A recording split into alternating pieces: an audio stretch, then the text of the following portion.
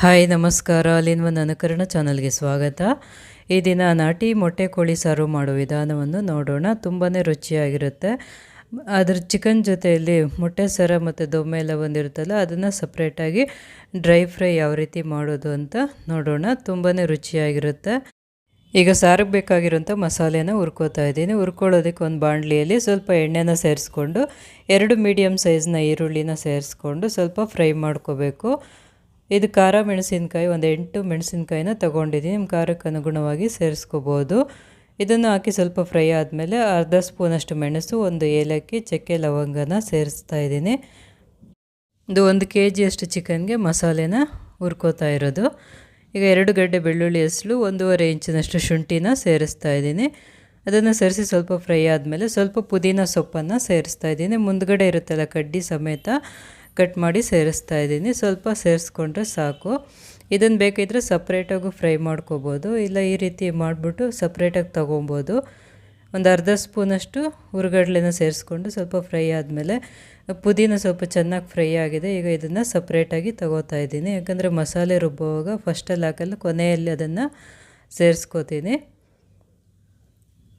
ಒಂದು ಅರ್ಧ ಸ್ಪೂನಷ್ಟು ಗಸಗಸೆನ ಸೇರಿಸ್ಕೊಂಡು ಸ್ವಲ್ಪ ಫ್ರೈ ಆದಮೇಲೆ ಸ್ಟವ್ ಆಫ್ ಮಾಡಿಬಿಟ್ಟು ಇದು ಪೂರ್ತಿಯಾಗಿ ತಣ್ಣಕ್ಕಾಗೋದಕ್ಕೆ ಬಿಡಬೇಕು. ಈಗ ಮಿಕ್ಸಿ ಜಾರಿಗೆ ಸ್ವಲ್ಪ ಹಸಿ ಕೊಬ್ಬರಿನ ಸೇರಿಸ್ಕೊಂಡು 2 ಸ್ಪೂನಷ್ಟು ಧನಿಯಾ ಪೌಡರನ್ನು ಸೇರಿಸ್ತಾ ಇದ್ದೀನಿ. ಸೇರಿಸಿದ ಮೇಲೆ ಸ್ವಲ್ಪ ತರಿಯಾಗಿ ರೀತಿ ಪೌಡರ್ ಮಾಡ್ಕೋಬೇಕು. ಆಮೇಲೆ ಹುರ್ಕೊಂಡಿದ್ದಂಥ ತಣ್ಣಕ್ಕಾಗಿರೋಂಥ ಮಸಾಲೆ ಪದಾರ್ಥಗಳನ್ನ ಸೇರಿಸ್ಕೊಂಡು ರುಬ್ಬೋದಕ್ಕೆ ಎಷ್ಟು ಬೇಕೋ ಅಷ್ಟು ನೀರನ್ನು ಸೇರಿಸ್ಕೊಂಡು ನುಣ್ಣಕ್ಕೆ ರುಬ್ಕೋಬೇಕು. ನೋಡಿ ಮಸಾಲೆ ಎಲ್ಲ ರುಬ್ಬಿದಾಗಿದೆ. ಕೊನೆಯಲ್ಲಿ ಹುರ್ಕೊಂಡು ಸಪ್ರೇಟಾಗಿ ತೆಗೆದಿಟ್ಟಿತ್ತಲ್ಲ ಪುದೀನ ಸೊಪ್ಪನ್ನು ಸೇರಿಸ್ತಾ ಇದ್ದೀನಿ. ಸ್ವಲ್ಪ ಕೊತ್ತಂಬರಿ ಸೊಪ್ಪನ್ನು ಸೇರಿಸ್ಕೊಂಡು ಮತ್ತೆ ರುಬ್ಕೋಬೇಕು. ಇದು ತುಂಬ ನುಣ್ಣಕ್ಕೆ ರುಬ್ಬಾರ್ದು, ಸುಮ್ಮನೆ ಸೊಪ್ಪುಗಳು ಕಟ್ಟಾಗಬೇಕಷ್ಟೇ, ಅಲ್ಲಿವರೆಗೂ ರುಬ್ಕೋಬೇಕು. ಕುಕ್ಕರಲ್ಲಿ ಒಗ್ಗರಣೆಗೆ ಸ್ವಲ್ಪ ಎಣ್ಣೆನ ಸೇರಿಸ್ತಾ ಇದ್ದೀನಿ. 1 ಸ್ಪೂನಷ್ಟು ತುಪ್ಪನ ಸೇರಿಸ್ಕೊಂಡು ಎಣ್ಣೆ ಬಿಸಿ ಆದಮೇಲೆ ಇದಕ್ಕೆ ಸ್ವಲ್ಪ ಈರುಳ್ಳಿ, ಒಂದು 1/4 ಭಾಗದಷ್ಟು ಈರುಳ್ಳಿನ ಸೇರಿಸ್ತಾ ಇದ್ದೀನಿ ಒಗ್ಗರಣೆಗೆ. ಈರುಳ್ಳಿ ಸ್ವಲ್ಪ ಫ್ರೈ ಆದಮೇಲೆ ಸ್ವಲ್ಪ ಮೆಂತ್ಯ ಸೊಪ್ಪನ್ನು ಸೇರಿಸಿದ್ದೀನಿ. ಮೆಂತ್ಯ ಸೊಪ್ಪು ಆಪ್ಷನ್ನು, ಬೇಕಿದ್ದರೆ ಇದ್ದರೆ ಸೇರಿಸ್ಕೋಬೋದು, ಇಲ್ಲ ಅಂದರೆ ಸ್ಕಿಪ್ ಮಾಡ್ಬೋದು. ಒಂದು 1/4 ಭಾಗದಷ್ಟು ಟೊಮೆಟೊನ ಸೇರಿಸ್ಕೊಂಡು ಫ್ರೈ ಮಾಡ್ಕೋಬೇಕು. ಟೊಮೆಟೊ ಸ್ವಲ್ಪ ಮೆತ್ತಕ್ಕಾದಮೇಲೆ ಈಗ ಚೆನ್ನಾಗಿ ತೊಳೆದಿರೋವಂಥ ಚಿಕನ್ನ ಸೇರಿಸ್ತಾ ಇದ್ದೀನಿ. 1-2 ಸಲ ಚೆನ್ನಾಗಿ ತೊಳ್ಕೊಬೇಕು, ಸ್ಮೆಲ್ ಇಲ್ಲದೆ ಇರೋ ಥರ. ಚಿಕನ್ ಸೇರಿಸಿದ್ಮೇಲೆ ಚೆನ್ನಾಗಿ ಮಿಕ್ಸ್ ಮಾಡಿಬಿಟ್ಟು ಇದಕ್ಕೆ ಒಂದು 1/4 ಟೀ ಸ್ಪೂನಷ್ಟು ಅರಿಶಿನ, ಸಾಂಬಾರಿಗೆ ಎಷ್ಟು ಬೇಕೋ ಅಷ್ಟು ಉಪ್ಪನ್ನು ಸೇರಿಸ್ಕೊಂಡು ಚೆನ್ನಾಗಿ ಮಿಕ್ಸ್ ಮಾಡಿಬಿಟ್ಟು ಮುಚ್ಚಳ ಮುಚ್ಚಿ ಸ್ವಲ್ಪ ಹೊತ್ತು ಒಂದು 10 ನಿಮಿಷ ಹಾಗೆ ಬಿಡಬೇಕು. ಎಣ್ಣೆಯಲ್ಲಿ ಚೆನ್ನಾಗಿ ಫ್ರೈ ಆಗಬೇಕು, ಆವಾಗ ಸ್ಮೆಲ್ ಇಲ್ಲದೆ ಇರುತ್ತೆ ಚಿಕನ್ನು, ಮತ್ತು ಉಪ್ಪು ಚೆನ್ನಾಗಿ ಇಟ್ಕೊಳ್ಳುತ್ತೆ ಈ ರೀತಿ ಮಾಡೋದ್ರಿಂದ.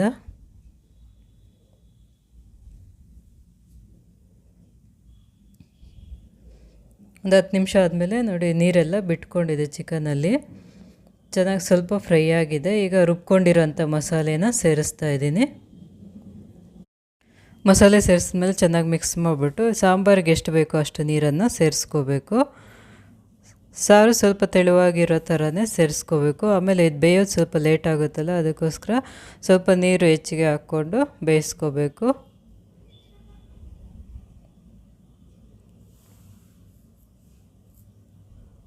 ನೋಡಿ ಈ ರೀತಿ ಇದ್ದರೆ ಸರಿ ಹೋಗುತ್ತೆ ಬೇಯೋಷ್ಟೊತ್ತಿಗೆ. ಈಗ ಮುಚ್ಚಳ ಮುಚ್ಚಿಬಿಟ್ಟು ವೆಯ್ಟ್ ಹಾಕ್ಬಿಟ್ಟು ಇದು ಒಂದು 7-8 ವಿಜಿಲನ್ನು ಕೂಗಿಸ್ಕೋಬೇಕು.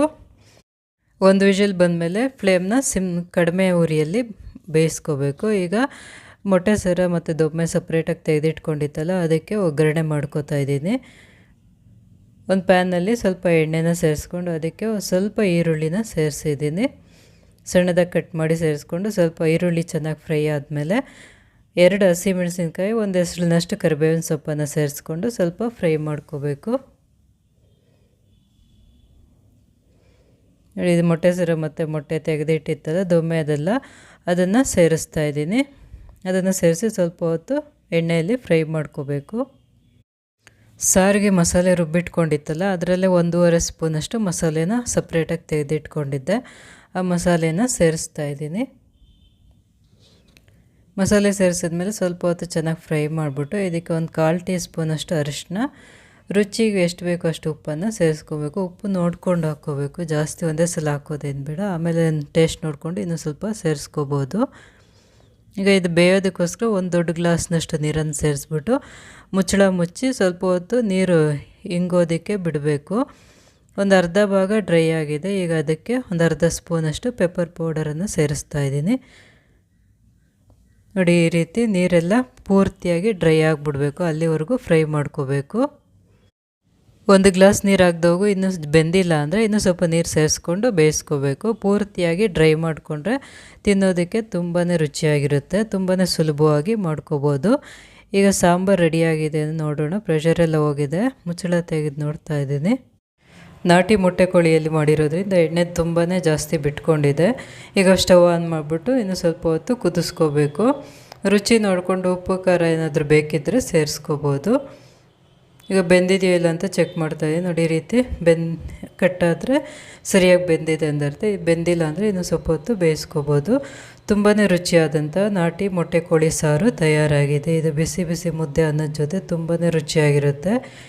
ಈ ವಿಡಿಯೋ ಇಷ್ಟವಾದಲ್ಲಿ ಲೈಕ್ ಮಾಡಿ, ಕಮೆಂಟ್ ಮಾಡಿ, ಶೇರ್ ಮಾಡಿ, ಸಬ್ಸ್ಕ್ರೈಬ್ ಮಾಡಿ.